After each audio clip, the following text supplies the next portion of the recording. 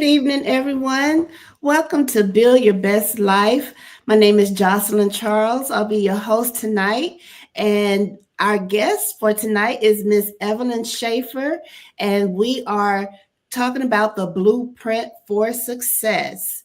We appreciate each and every one of you who are joining us tonight. So please say hello in the comments, and we love to see you engage, and we interact with those engaging in the comments.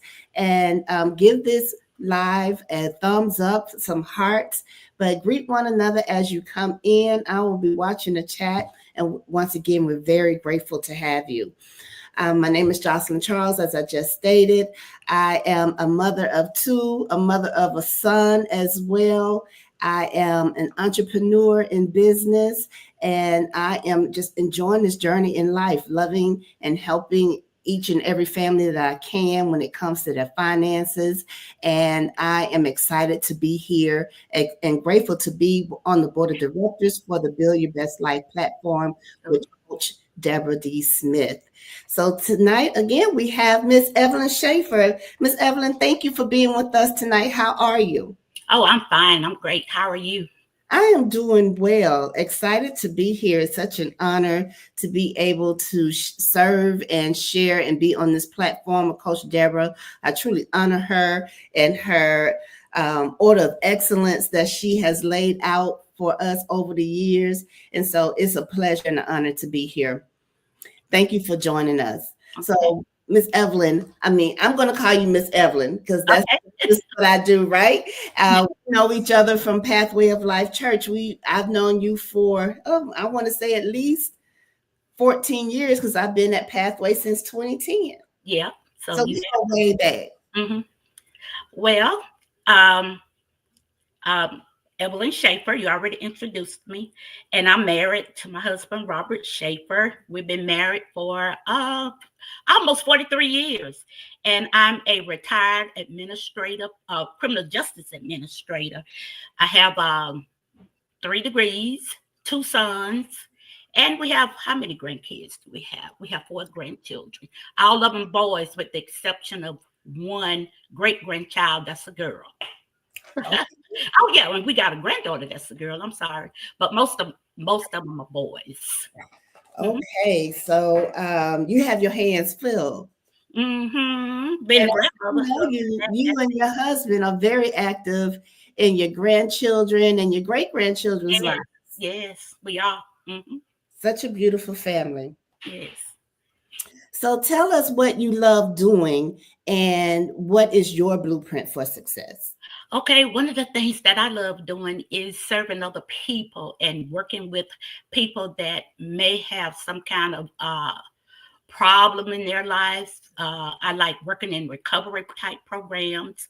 I like working with offenders who have been to prison and they're out of prison and trying to help them find success. And my blueprint was just, I started out in the criminal justice field and worked there for over 34 years, about 35 years. And I just kind of, because I had the degree in criminal justice, and then it was just so interesting to me. So I just studied, went to school, got my degrees, and went from there, learning all that I could about the program. About criminal justice. And I consider myself a criminologist. Okay. That's pretty awesome. Mm-hmm. I can imagine that is very interesting because there's so many levels and layers to that, right? Yes, it is. Okay. Mm-hmm. So what is, in your definition, what is your blueprint for success? Okay, basically my blueprint for success is to work hard, study, and learn all you could about the things that you have the passion for. Okay. Mm-hmm. Work hard and study. Yes. And learn as much as you can. Education is key. Yes, it is. It is key, and not to just help yourself, to be able to put yourself in a position to help others. Yes. Mm-hmm. I love that. Mm-hmm. So tell us, Miss Evelyn, is there any one factor everyone who has come through the juvenile justice system has in common? Yes, and that commonality is contact with law enforcement. That is the common thing.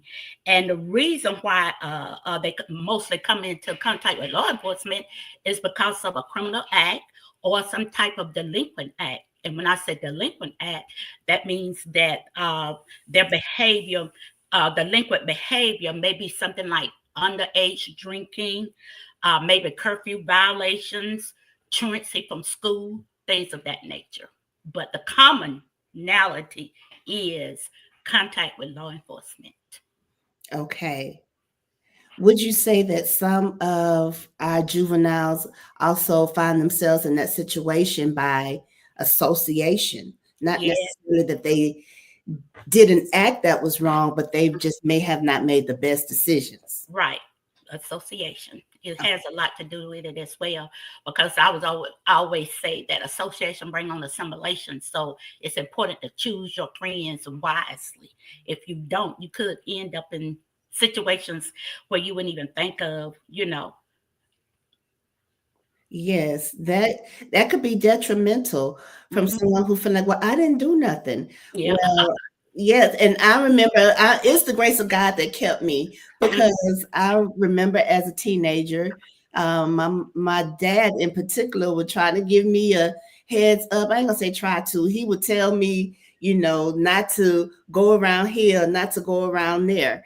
And I was just so attracted to different people for different reasons, but it was the grace of God. I didn't get into any trouble, Mhm. but I can understand now, being older, looking back, how I could have easily fell into a trap, just by being disobedient as a teenager. But it's sometimes our teens have to learn on their own, but we don't want to see them go through the juvenile system to learn those lessons. That's devastating. Right. Hmm.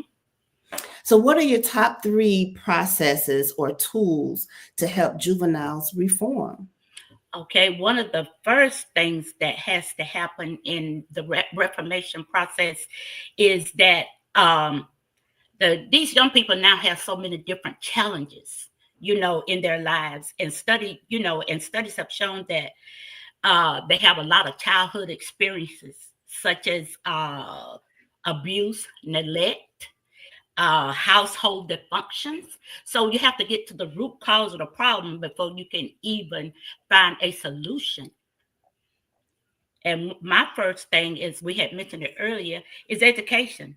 Education is critical in the juvenile reform, uh, and they need to be provided with vocational training, career guidance, support, things of that nature. And study has shown that education opened the doors to a more positive future for young people. And I know, like in Dallas County juvenile system, they do have a school. They have two types of school. One school is alternative program school, where a juvenile may have been kicked out of their school, expelled, not kicked out, I'm saying expelled from their school district, and they are referred to alternative school, and or a juvenile judge recommended or placed them there. And then the ones that are on the inside, they do have a charter school where they can go with real certified teachers who teach them, the basic core courses that they need. And once they get out of there, they'll transition back into their school districts. And they may not even go back to the school district. They may go to the alternative school. It just depends. Okay. And then, but they service kids from the ages of 10 to 17. And a lot of people can't believe that a kid 10 years old go to juvenile, but they do, for various reasons. And that has a lot to do with hanging around with an older kid and just not obeying parents and doing the things that they want to do instead of the things that they should be doing. Wow, 10 years old is very young. Yes, I've seen them 10 years old, and they have one as young as 7. I've seen a kid as young as 7. Oh my. Mother couldn't do anything with them. I'm not exactly sure what happened to the kid, but I just look at my little grandson, he's 10 now. I'll be like, okay, don't let me have to hurt you, boy. Because kids I don't know, kids now are so disrespectful, I'll say. Yes, and at that tender age, it can only boil down to a couple of reasons. Maybe they're not being taught and guided properly at Mhm, home, mhm. and some parents are, especially single moms or single parents. There's some single dads out there as well, Mhm, where mhm. they're finding themselves in a situation where the workforce have them outside of the Right, home, right. and children at a young age, as 10 years old, as you mentioned, that you've seen come through the juvenile Mhm. system, may be basically raising themselves, That's correct. and or around an older sibling who may not be the best influence for Mhm, them. And so it's just sad, because what is a child to do if mhm. they are that young and they have a lack of supervision? And doesn't make the parent a bad parent, but nonetheless, that child still get caught up in the system. Right, and they can. um And one of my next points, I forgot you had asked me three. yes, go ahead. One of the next points that I had was family involvement, a supportive family. You kind of hit on that already. A supported family, that is one of the most significantly influenced to reform a juvenile. And then some of the parents who, just like you said, single parents, and the involvement could be, they all go to family therapy together, either go to family therapy together, or they could, the parents may themselves have to take a parenting class because of something they may have done, abuse or neglect, especially. So it's just important that the family is supportive. That is so true. A lot of parents don't know where to turn. I remember when my children was at that young age, I did all I could, because I was a single parent and I had this black son. I have a black child, Yes, right? A yes, male child.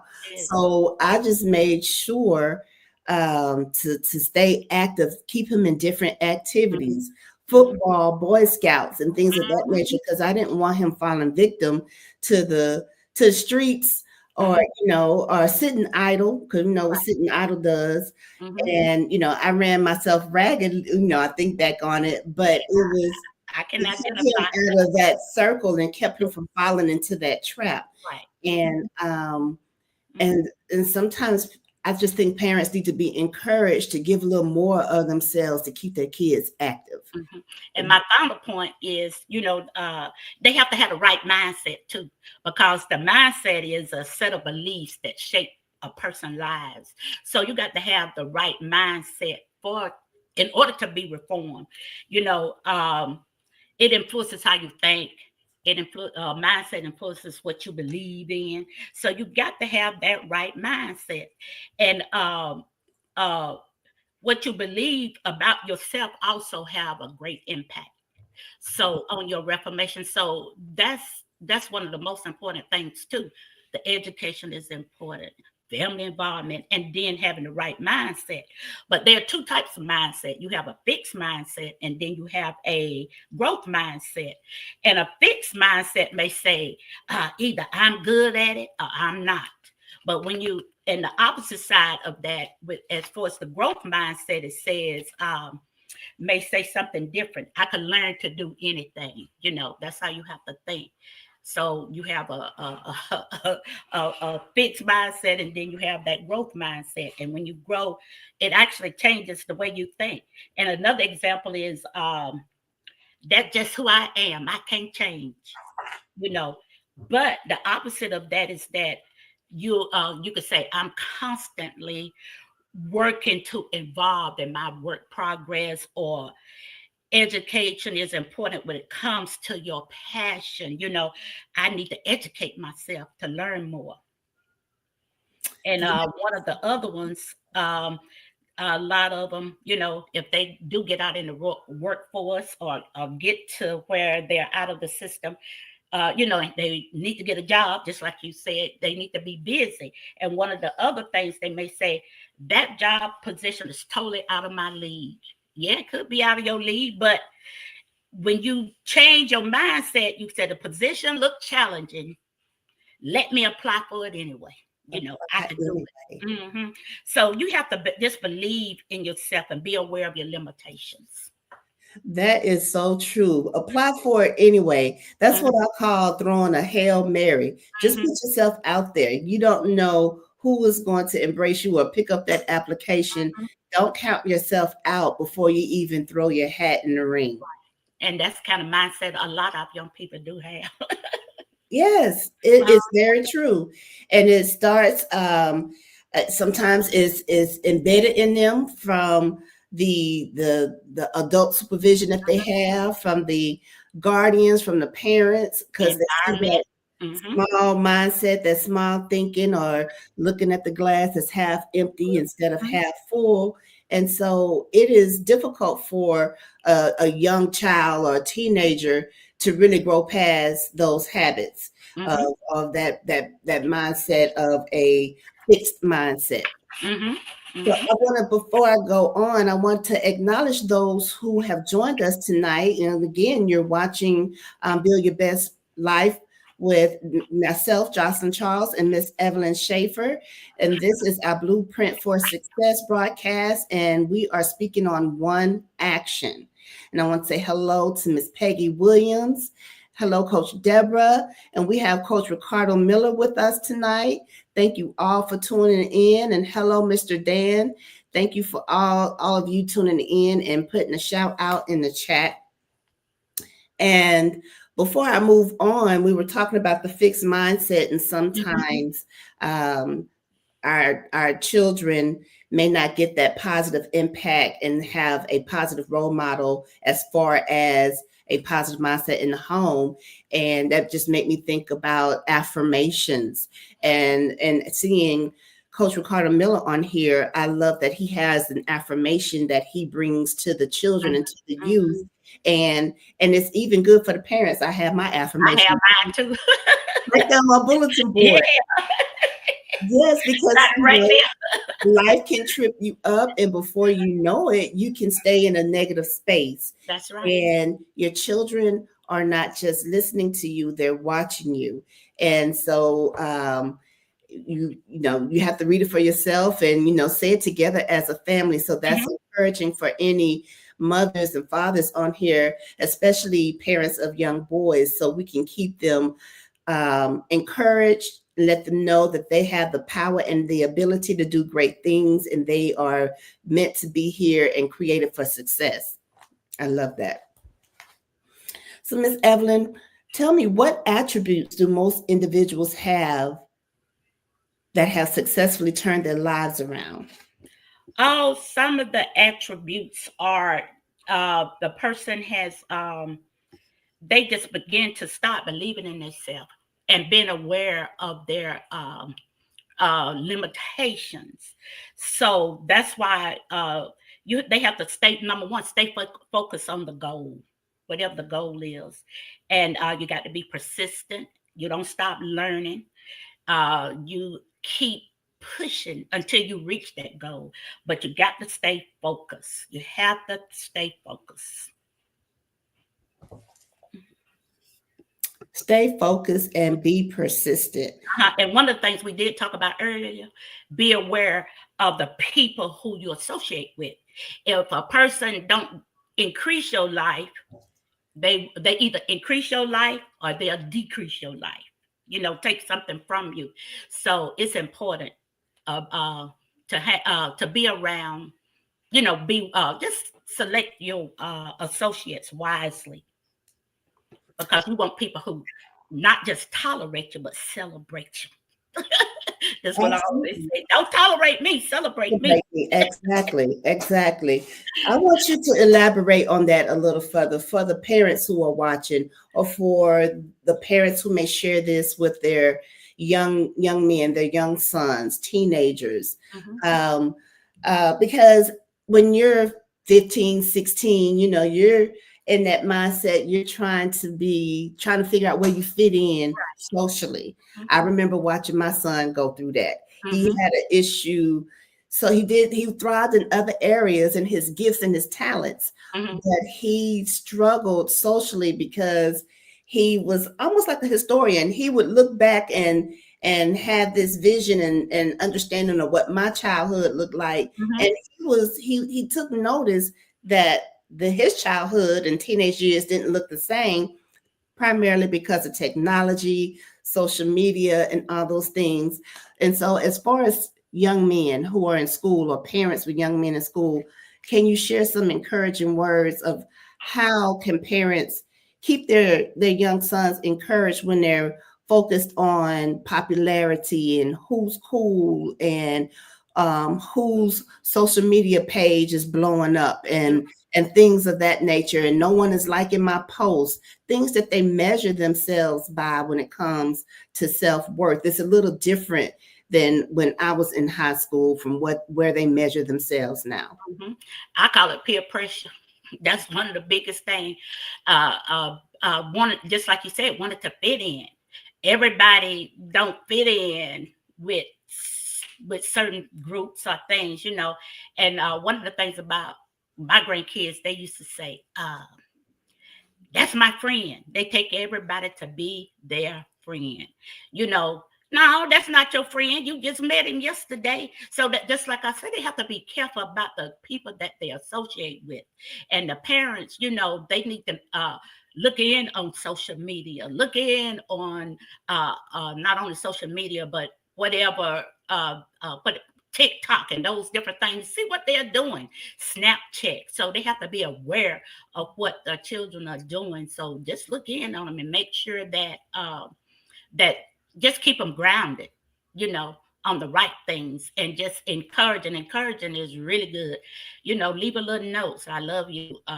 Do good in school today. And like my little grandson, he moved away. So every day I always make sure I just send him a little something. I love you. Do good in school today, because he live in Oklahoma now. So uh you know, just encouraging a child. Encouragement go a long way, but you have some kids that don't get no kind of encouragement due to the fact that they may not have the best environment. You know, they're just like um, when a parent is abusive to the child. You know, they may have to be taken out of the home. So it's just important to just try to do whatever you can to keep them grounded and encouraged. That is so good, and true.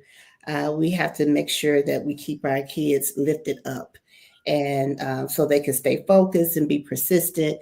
And also, when back circling back to the social media, that's I would have to explain to my son. A lot of kids have some of the same struggles that you do. They just use their social media as an escape, and there are many cases in that, and it's not always their reality. And so I just wanted to make sure that he didn't measure himself with someone else's social media presence, Right, or because certain friendships didn't look like what it looked like a decade ago, and things change. right. Yes. So, Ms. Evelyn, give us the audience tips. Please give our audience tips on what laypersons can do to train young men early and assist them in building their best lives. Okay. One of the things, before I really get into the tips, um, as far as starting children, training children, you Yeah. start training them basically from birth. But if there's a troubled child or something, if the child is troubled for any reason and go into any reason, or they may live in one of the social, low social economic areas, you know, these urban areas. And a lot of those kids have a lot of problems. And when I was working for the criminal justice system, we used to go to the schools, but we didn't go to the middle schools because by then it's too late. You know, you have to Mhm. catch it real early. And statistics say that if a child, a troubled child, if you don't catch them by the third grade, there's a possibility that they could be in the system. So we used to go to second, third grade, and by me being a substitute teacher, I retired as a substitute teacher as well. And by me being a substitute teacher, I have seen that even as young as 2 years old, and those kids be, I say, talking trash, cursing, all kinds of stuff. I said, Lord have mercy. I said, what grade are you? They said second grade, but you wouldn't think they were in second grade. A lot of these kids are mature because they had to grow up fast and by themselves, depending on what what their family backgrounds are. And I used to work in those kind of schools where the kids was low in social economics. So that's what those statistics say. And we used to go and catch the third graders. And one of the things that we used to do, you don't have to get in trouble in order to have A, B, C, or D. And we just show them some of the things that we have accomplished, the ways we have accomplished things. And we used to line up, if we got a nice car, we'll line up the cars and take them out there and see. You can have this BMW, or you can have this Lexus, or you can have this or that, but you got to work hard. You got to go to school. You got to study, and you have to be careful about the people you hang around. So you need to start training them very early, by third grade. Fifth grade is definitely too late, because I've seen too many come into the schools with those monitors, ankle monitors, like in sixth grade. And then I say, what grade how long you been in the juvenile system? Fifth grade, and that has a lot to do with the people and environment, basically. And a lot of our kids now are being raised by grandparents. Grandparents may have 10 kids they are raising. And there are a lot of young single mothers, because I know one boy I was asking, he was just talking so rough to me and saying all kind of crazy stuff. And then I said, boy, I am old enough to be your grandmother. And why are you talking to me like that? And I said, you were raised by your grandmother. You wouldn't talk to your grandmother like you trying to talk to me. And I said, I don't play. So what he said is that, Miss Shaffer, you must say she, my grandmother. His grandmother had a full grill of teeth. They call it grills, those gold teeth. Mm-hmm. And he said, and a sleeve. And the sleeve is a tattoo. Tattooed all up the sleeve. And he said, a grill and a sleeve. I said, what? Yeah. I said, well, how old is your grandmother? There's some young grandmothers. And she was like 50. I said, okay, you in middle school, but you got a young grandmother. So therefore the mother was very young. And they just drop them off, let the grandmother keep them. But one of the tips that I could say is that become a mentor.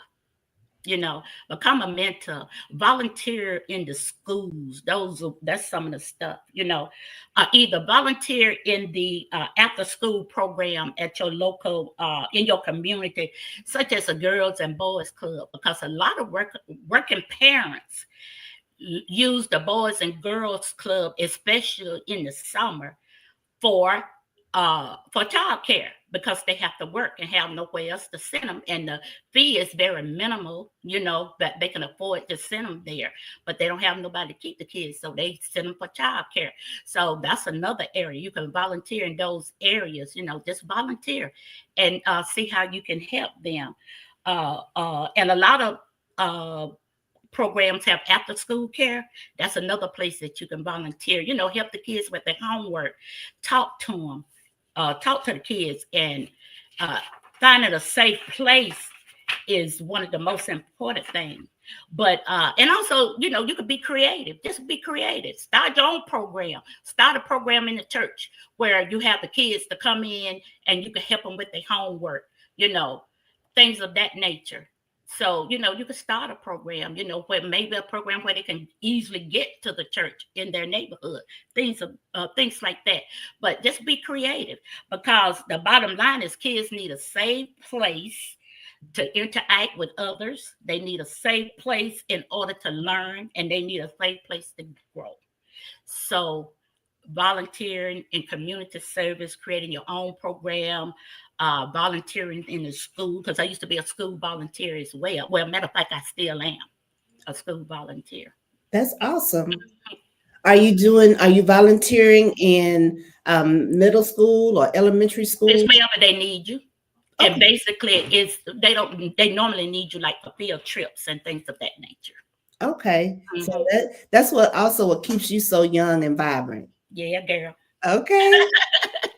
Okay. Um, Before we wrap up, you talked about some of the kids already have their ankle monitoring monitors on, and for the parents who have dealt with some children who come through the juvenile system at a young age, just a few more words of encouragement of how to get them so the parent don't lose hope, because sometimes parents just throw their hands Throw up their hands up. Hmm. and there's still some time to catch that child. Well, just don't give up on the child, so give them some encouragement of what they could do. And the help that they need for themselves, so they don't give up on a child who is still 14, 15 years old and can still be influenced by the streets or the wrong things, or could still have a little time to be influenced by the positive things. Right. They one of the things is to educate themselves about the system. That's the number one thing. Yes. Educate themselves about the system. What do I need to do in order to help my child? There may be some things that you can't do, especially if you got a child that's is a substance abuser. It's hard. It's really nothing you can do until that child have a made up mind. And one of the things, if you find out that they do have a substance abuse problem, one of the things you could, I believe in forced help. Forced help is better than no help at all. Make them go, and Mhm. eventually they may catch on. They may catch on. Okay, maybe this is what I need, and then there'll be going to be some situation where nothing until that child have a made up mind, or until they get into once they get into the system, they are forced to do certain things as well. So just educate themselves and just be available for your child when they need you. Go to family therapy with them, things of that nature. Once they get into the system, go to family therapy with them, or either because a lot of times the judge mandate that you go to family therapy with your child when they're in the system. But get involved, just be involved with the child. Yes, I like when you said that they're going to be forced when they get in the system. So intervention, you can't lose with some intervention. That's right. Intervention doesn't look pretty on nobody, but Mhm. sometimes when you got to do what you got to do, you just get it done. And I've known parents that just take them to the juvenile. I can't do nothing with this child. Y'all have it. You know, It's I know true. one man I used to work with, his daughter 16, she was totally out of control. He was a single parent. He just said, he just dropped off. I ain't nothing I could do with him, do with this Mhm. child. Hmm. That's sad, but Hmm. I'm sure. And then I call that the child become a victim at that point, because they could be victim of the system when somebody just drop you off and saying they can't do nothing with you. So Are there support groups for parents and children, young teenage children who've gone through um, the juvenile system and who's been in and out a couple of times? Are there other support groups? I know there's counseling, right. there's They do have support intervention. groups of Yes, parents dealing with the same thing, and that's another thing. Find a support group, somebody who can tell you what their experiences were to help you in order to help your child.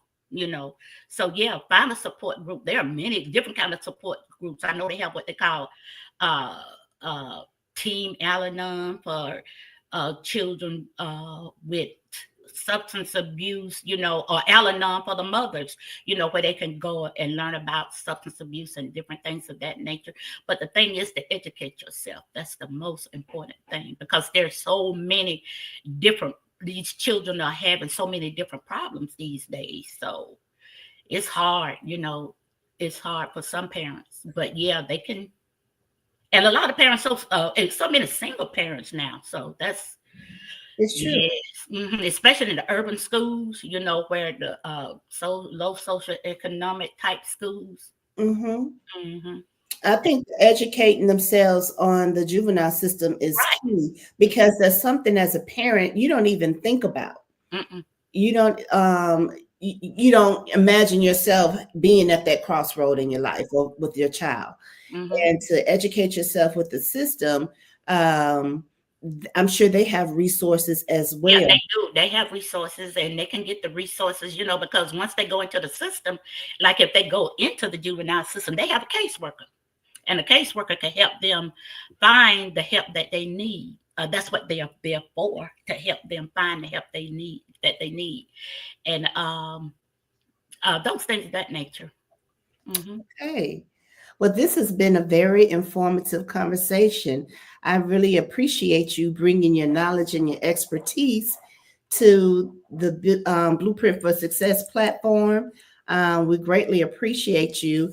I understand now more than ever, as I was stating when we got started, we know each other from Pathway of Life Church, and you have been over the Overcomers ministry, and I see why you're delegated to be the lead over that ministry. You really have come from a place and have a heart of understanding what people are going through when it comes to overcoming all kind of things in life, not necessarily or particularly substance abuse in itself, but Hmm. overcoming a lot of different hardships, Yes. Hmm. unforgiveness, and things of that nature. Grief, all kinds of things, uh, like if I didn't experience it, I know someone who has. Things of that nature, and then I educate myself to make sure that I'm doing the best practices. Okay. Well, Sister Evelyn, do you have any closing remarks, or would you like to share your contact information if someone wanted to reach out to you just for some guidance, a shoulder to lean on? Because this is a sensitive topic for a Hmm. lot of parents. A lot of parents don't want too many people to know that their teenage child, son or daughter, or been through the juvenile system, and it's hurtful. It could be embarrassing. Sometimes they just need a helpful ear, someone that they can really, Hmm. pour out to. Do you have some last encouragement words, or would you like to share your contact information? Okay, one of the things, if you do have a child in the system, just forget about the guilt and the shame, because of the guilt and shame will keep you sick as well, going through this. So you have to get rid of the guilt and the shame. And my contact information, Evelyn Shaffer at Evelyn L. Shaffer at gmail.com, or you can contact me at 214-564-1119. Okay, well, there you have it. Thank you again, Ms. Evelyn, and thank you to our viewers who are on with us tonight. Please share this with some families and friends that you know that their young one or their loved one may have been in and out the system before, even if they haven't. If they have teenagers, um, children in middle school, please share this with those parents and those individuals, guardians who may be raising their grandchildren, and you can only imagine they may be very likely having a difficult or challenging time. And so this is very informative. Again, we really appreciate you. Thank you all for tuning into Blueprint for Success. Our topic tonight was one action, and learning more about the juvenile justice system and how it impacts our children and parents alike. Thank you, Sister Evelyn. We appreciate you, and Mhm. everyone have a good night. Okay, good night. Thank you for having me.